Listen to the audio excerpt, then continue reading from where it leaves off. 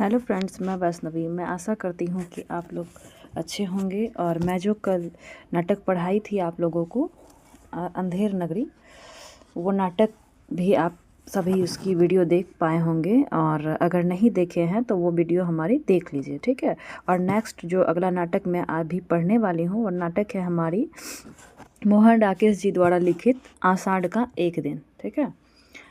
तो इस नाटक को मैं पढ़ना प्रारंभ करती हूँ। देखिए, सबसे पहले ये जानना बेहद ही ज़रूरी है कि मोहन राकेश जी के द्वारा जो लिखित नाटक है आषाढ़ का एक दिन, ये तो हमारी सिलेबस में दी हुई है। एक और है हमारी नाटक इनकी द्वारा लिखित आधे अधूरे, वो भी हमें पढ़ना है। और मोहन राकेश की अगर नाटकों की बात करूँ तो अन्य नाटक जो है इनके, जैसे कि अब एक तो हो गया आषाढ़ के एक दिन, ठीक है, जिसका प्रकाशन वर्ष है 1958। इसके बाद दूसरा नाटक है इनका लहरों के राजहंस, ठीक है, इसका प्रकाशन वर्ष है 1963। इसके बाद तीसरा नाटक है इनका 1969 में आई थी आधे अधूरे, ठीक है। तो ये 3 नाटक की रचना किए थे मोहन राकेश जी। उनमें से 2 नाटक जो है वो हमारे सिलेबस में लगी हुई है और वो दोनों नाटक हमें पढ़ना है, ठीक है। तो आज जो मैं आप लोगों के सामने जो पढ़ने वाली हूँ नाटक, वो नाटक है हमारी आषाढ़ का एक दिन, ठीक है। तो चलिए नाटक को पढ़ना स्टार्ट करते हैं। तो सबसे पहले इस नाटक की भूमिका जो है वो 2 शब्द के नाम से लिखी हुई मिलती है, ठीक है। तो क्या लिखा है इसमें मोहन राकेश जी, चलिए उसको देखते हैं। पहला है कि हिंदी नाटक रंगमंच की किसी विशेष परंपरा के साथ अनुच्युत नहीं है। पाश्चात्य रंगमंच की उपलब्धियां ही हमारे सामने है, परंतु ना तो हमारा जीवन उन सब उपलब्धियों की मांग करता है और ना ही यह संभव प्रतीत होता है कि हम उस रंग शिल्प को व्यापक रूप से ज्यों का त्यों अपने यहाँ प्रतिष्ठित कर दें। उसके बाद है कि हिंदी रंगमंच के विकास से निसंदेह यह अभिप्राय नहीं है कि अत्याधुनिक सुविधाओं से संपन्न रंगशालाएं राजकीय या अर्धराजकीय संस्थाओं द्वारा जहां तहां बनवा दी जाए, जिससे वहां हिंदी नाटकों का प्रदर्शन किया जा सके। प्रश्न केवल आर्थिक सुविधा का ही नहीं है, एक सांस्कृतिक दृष्टि का भी है। ये इम्पॉर्टेंट हो जाती है कि हिंदी रंगमंच को हिंदी भाषी प्रदेश की सांस्कृतिक पूर्तियों और आकांक्षाओं का प्रतिनिधित्व करना होगा। रंगों और राशियों के हमारे विवेक को व्यक्त करना होगा।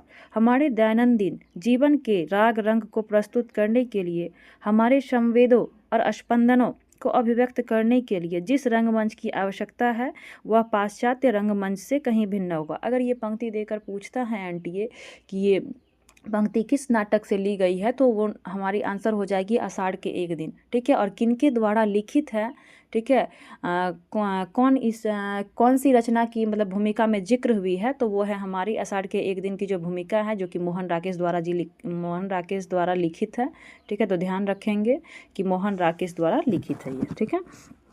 इस रंगमंच का रूप विधान नाटकीय प्रयोगों का अभ्यंतर से जन्म लेगा और समर्थ अभिनेताओं तथा दिग्दर्शकों के हाथों उसका विकास होगा। संभव यह है कि यह नाटक उन संभावनाओं की खोज में कुछ योग दे सके। वसंत 1958, मोहन राकेश, ठीक है। तो ये पूरी भूमिका थी 1 पेज की जो मैं पढ़ी। तो इसमें बस ये 3-4 पंक्ति थी जो कि आपको ध्यान रखना है, ठीक है।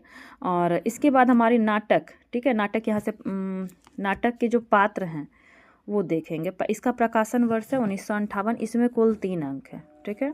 और पात्र की अगर हम बात करें तो पात्र जो है इसमें एक पात्र है अंबिका, ठीक है, जो कि ग्राम की एक वृद्धा है, ठीक है। और अंबिका की पुत्री हुई मल्लिका, ठीक है, जो कि कालिदास की प्रेमिका है। कालिदास कवि है, दंतुल है राजपुरुष, मातुल हैं जो कि कालिदास के मामा हैं, ठीक है। उसके बाद है निश्चिप ग्राम पुरुष, विलोम है ग्राम पुरुष, और अंतिम में जो होता है ना कि विलोम से ही मतलब मल्लिका की विवाह हो जाती है। उसके बाद है रंगिनी नागरी है, संगिनी नागरी है, अनुस्वार अधिकारी है, अनुनासिक भी अधिकारी है।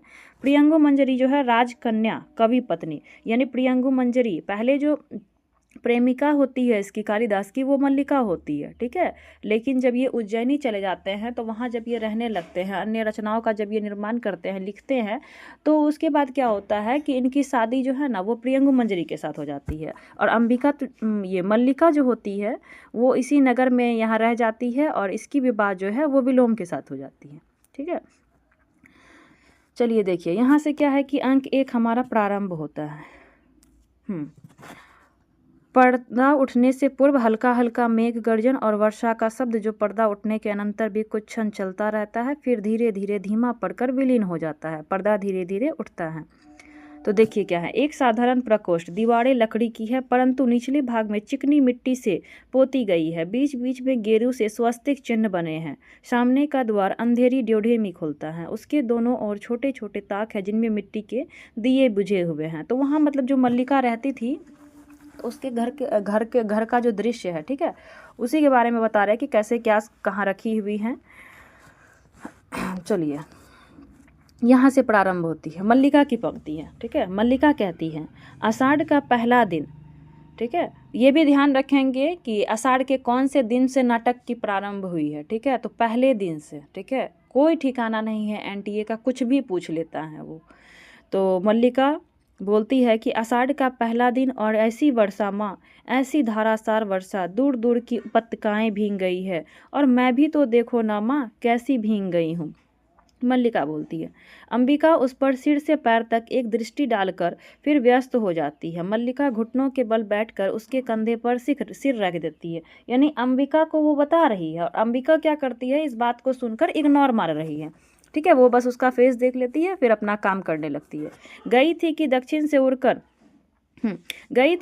से उड़कर आती बकुल पंक्तियों को देखूंगी और देखो सब वस्त्र भिगो आई हूँ। उसके केसों को चुमकर खड़ी होती हुई ठंड से सिहर जाती है।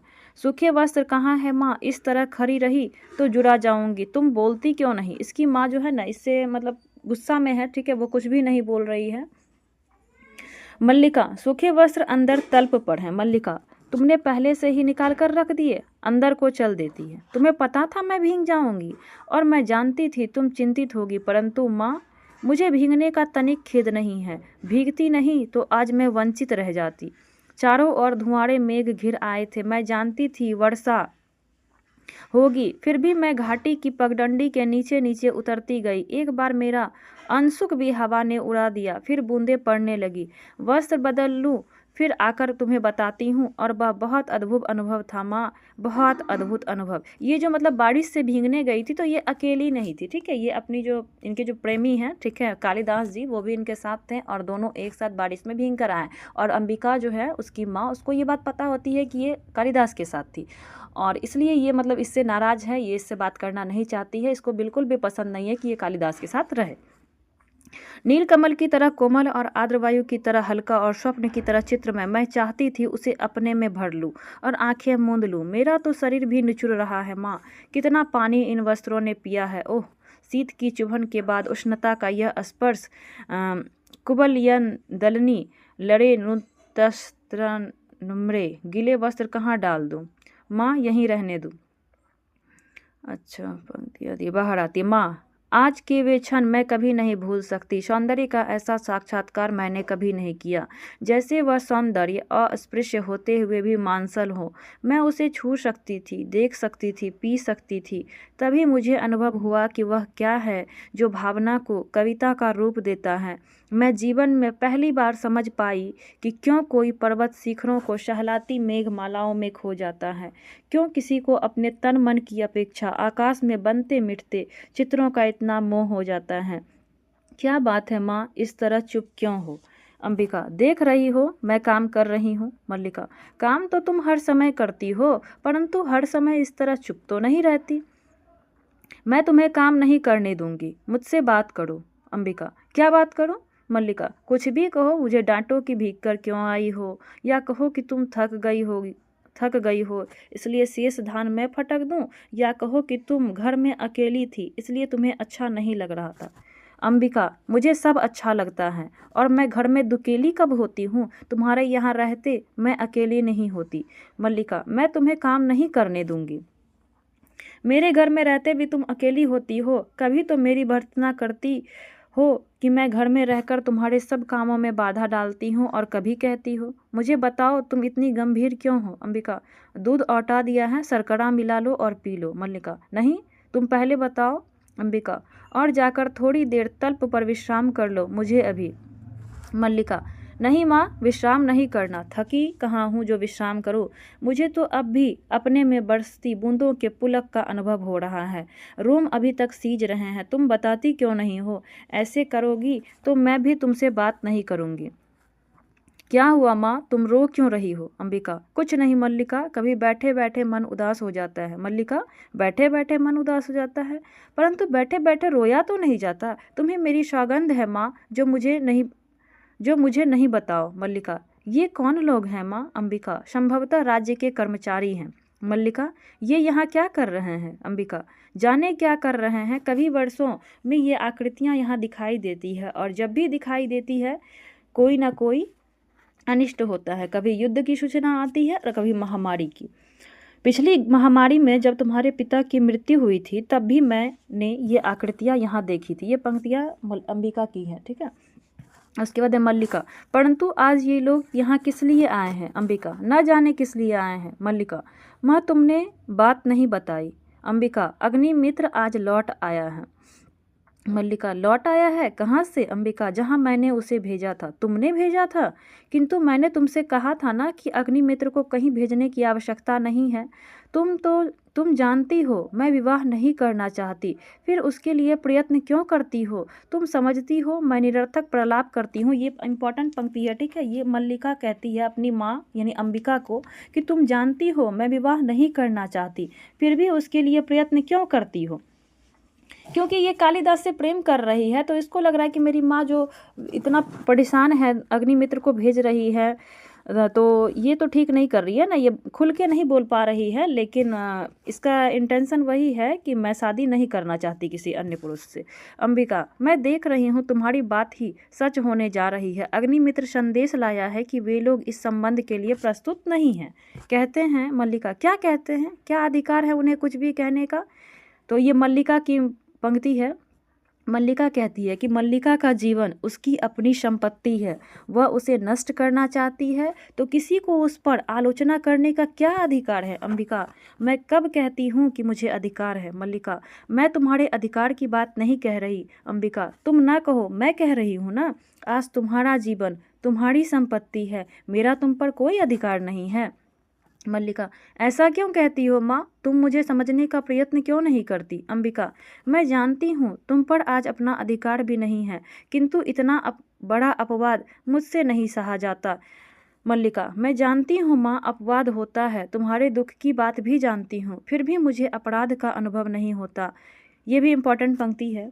मैंने भावना में एक भावना का वर्णन किया है, मेरे लिए वह संबंध और सब संबंधों से बड़ा है। मैं वास्तव में अपनी भावना से प्रेम करती हूँ, जो पवित्र है, कोमल है, अनश्वर है। अंबिका, और मुझे ऐसी भावना से वितृष्णा होती है, पवित्र, कोमल और अनश्वर है। मल्लिका, माँ तुम मुझ पर विश्वास क्यों नहीं करती? अंबिका, तुम जिसे भावना कहती हो वह केवल छलना और आत्म प्रवंचना है। भावना में भावना का वर्णन किया जाता है। मैं पूछती हूँ, भावना में भावना का वर्णन क्या होता है? उससे जीवन की आवश्यकता किस तरह पूरी होती है? भावना में भावना का वर्णन, हाँ। मल्लिका, जीवन की स्थूल आवश्यकताएं ही तो सब कुछ नहीं है माँ, उनके अतिरिक्त भी तो बहुत कुछ है। अंबिका, होगा, मैं नहीं जानती। मल्लिका, सच तो यह है माँ कि ग्राम के अन्य व्यक्तियों की तरह तुम भी उन्हें संदेह और वितृष्णा की दृष्टि से देखती हो। अंबिका, ग्राम के अन्य लोग उसे उतना नहीं जानते जितना मैं जानती हूँ। मैं उससे घृणा करती हूँ। तो मतलब ये जो थी ना मल्लिका की माँ यानी अंबिका, ठीक है, ये कालिदास को बिल्कुल भी पसंद नहीं करती है। बोलती है कि मैं उससे घृणा करती हूँ। मल्लिका, माँ अंबिका, अन्य लोगों को उससे क्या प्रयोजन है, परंतु मुझे है। उसके प्रभाव से मेरा घर नष्ट हो रहा है। मल्लिका, ठहरो माँ, तुम चल क्यों दी? अंबिका, माँ का जीवन भावना नहीं कर्म है, उसे घर में बहुत कुछ करना है। कालिदास, हम जिएंगे, हरिंसावक जिएंगे ना, एक वाहन से आहत होकर हम प्राण नहीं देंगे। हमारा शरीर कोमल है तो क्या हुआ, हम पीड़ा सह सकते हैं। एक बाण प्राण ले सकता है तो उंगलियों का कोमल स्पर्श प्राण दे भी सकता है। तो मतलब ये दोनों में जो बातचीत हो रही थी अंबिका और मल्लिका में, इसी बीच में कालिदास आते हैं एक हिरण शावक को अपने हाथों में लेकर, ठीक है। उसको दंतुल के द्वारा जो है मतलब वो बाण मार देता है, ठीक है, जिससे क्या होता है कि वो गिर जाता है और वो कालिदास उसको उठाकर ले आते हैं। तो उंगलियों का कोमल स्पर्श प्राण दे भी तो सकता है, हमें नए प्राण मिल जाएंगे, हम कोमल आस्तरण पर विश्राम करेंगे, हमारे अंगों पर घृत का लेप होगा, कल हम फिर वनस्थली में घूमेंगे, कोमल द्रवा खाएंगे। खाएंगे ना, ये मतलब हिरण से बातचीत कर रहे हैं कालिदास। मल्लिका, यह आहत हरिण शावक, यहाँ ऐसा कौन व्यक्ति है जिसने इसे आहत किया? क्या दक्षिण की तरह यहाँ भी? कालिदास, आज ग्राम प्रदेश में कई नई आकृतियाँ देख रहा हूँ। राज्य के कुछ कर्मचारी आए हैं। हम सोएंगे, हाँ, हम थोड़ी देर सो लेंगे तो हमारी पीड़ा दूर हो जाएगी, परंतु उससे पहले हमें थोड़ा दूध पी लेना है। मल्लिका, थोड़ा दूध हो तो किसी भाजन में ले आओ। मल्लिका, माँ ने दूध औटा कर रखा है, देखती हूँ। अभी अभी दो तीन राज कर्मचारियों को हमने घोड़ों पर जाते देखा है। माँ कहती है कि जब भी ये लोग जाते हैं कोई ना कोई अनिष्ट होता है। वर्षा के रोमांच के बाद मुझे यह सब बहुत विचित्र लगा। माँ आज बहुत रुष्ट है। कालिदास, हम पहले से सुखी हैं, हमारी पीड़ा धीरे धीरे दूर हो रही है, हम स्वस्थ हो रहे हैं। न जाने इसके रुई जैसे कोमल शरीर पर उससे बांध छोड़ते बना कैसे। यह कुलांच भरता मेरी गोद में आ गया। मैंने कहा, तुझे वहां ले चलता हूँ जहां तुझे अपनी माँ की सी आंखें और आंखों उसका सा ही स्नेह मिलेगा। मल्लिका, सच? माँ आज बहुत रुष्ट है। माँ को अनुमान हो गया होगा कि वर्षा में मैं तुम्हारे साथ थी, नहीं तो इस तरह भीग कर न आती। माँ को अपवाद की बहुत चिंता रहती है। कालिदास, दूध मुझे दे दो और इसे बाहों में ले लो। तो ये क्या करता है कालिदास, अपने हाथों से हिरण लेकर वो मल्लिका के हाथों में दे देता है। हम दूध नहीं पिएंगे, नहीं, हम ऐसा हट नहीं करेंगे, हम दूध अवश्य पिएंगे। ऐसे ऐसे। दंतुल, दूध पिलाकर इसके मांसल को और कोमल कर देना चाहते हो? तो यही इसको बाण मारा था हरिण शावक को दंतुल, ठीक है। कालिदास, जहाँ तक मैं जानता हूँ हम लोग परिचित नहीं हैं, तुम्हारा एक अपरिचित घर में आने का साहस कैसे हुआ? ये बात वो दंतुल को बोलता है। दंतुल, कैसी आकस्मिक बात है कि ऐसा ही प्रश्न मैं तुमसे पूछना चाहता था। तुम्हारा कभी का परिचय नहीं, फिर भी मेरे बाण से आहत हरिण को उठा लेने आने में तुम्हें संकोच नहीं हुआ? यह तो कहो कि द्वार तक रक्त बिंदुओं के चिन्ह बने हैं, अन्यथा इन बादलों से घिरे दिन में मैं तुम्हारा अनुसरण कर पाता। कालिदास, देख रहा हूँ तुम इस प्रदेश के निवासी नहीं हो। दंतुल व्यंग्यात्मक हंसी हंसता है। दंतुल, मैं तुम्हारी दृष्टि की प्रशंसा करता हूँ, मेरी वेशभूषा ही इस बात का परिचय देती है कि मैं यहाँ का निवासी नहीं हूँ। ये दंतुल की पंक्ति है। कालिदास, मैं तुम्हारी वेशभूषा को देखकर नहीं कह रहा। दंतुल, तो क्या मेरे ललाट की रेखाओं को देखकर? जान पड़ता है चोरी के अतिरिक्त सामुद्रिक का भी अभ्यास करते हो। मल्लिका, तुम्हें ऐसा लांछन लगाते लज्जा नहीं आती? दंतुल, क्षमा चाहता हूँ देवी, परंतु यह हरिण शावक जिसे बाहों में लिए हैं मेरे बाण से आहत हुआ है, इसलिए यह मेरी संपत्ति है। मेरी संपत्ति मुझे लौटा तो देगी? कालिदास, इस प्रदेश में हरिणों का आखेट नहीं होता राजपुरुष, तुम बाहर से आए हो इसलिए इतना ही पर्याप्त है कि हम इसके लिए तुम्हें अपराधी न माने। दंतुल, तो राजपुरुष के अपराध का निर्णय ग्रामवासी करेंगे। ग्रामीण युवक अपराध और न्याय का शब्दार्थ भी जानते हो? कालिदास, शब्द और अर्थ राजपुरुषों की संपत्ति है, जानकर आश्चर्य हुआ। दंतुल, समझदार व्यक्ति जान पड़ते हो, फिर भी यह नहीं जानते हो कि राजपुरुषों के अधिकार बहुत दूर तक जाते हैं। मुझे देर हो रही है, यह हरिण शावक मुझे दे दो। कालिदास, यह हरिण शावक इस पार्वत्य भूमि की संपत्ति है राजपुरुष, और इसी पार्वत्य भूमि के निवासी हम इसके सजातिये हैं। तुम यह सोचकर भूल कर रहे हो कि हम इसे तुम्हारे हाथों में सौंप देंगे। मल्लिका, इसे अंदर ले जाकर तल्प पर या किसी आस्तरण पर ले चलो। अंबिका, इस घर के तल्प और आस्तरण हरिण शावकों के लिए नहीं है। मतलब वो जो लेके जाती है ना मल्लिका उसको, मतलब बेड पे मतलब सुलाने के लिए, ठीक है, तो उसकी माँ जो होती है अंबिका, वो मतलब गुस्सा के बोलती है कि ये घर में जो तल्प और आस्तरण है ना, ये हरिण शावकों के लिए नहीं है। मल्लिका, तुम देख रही हो माँ,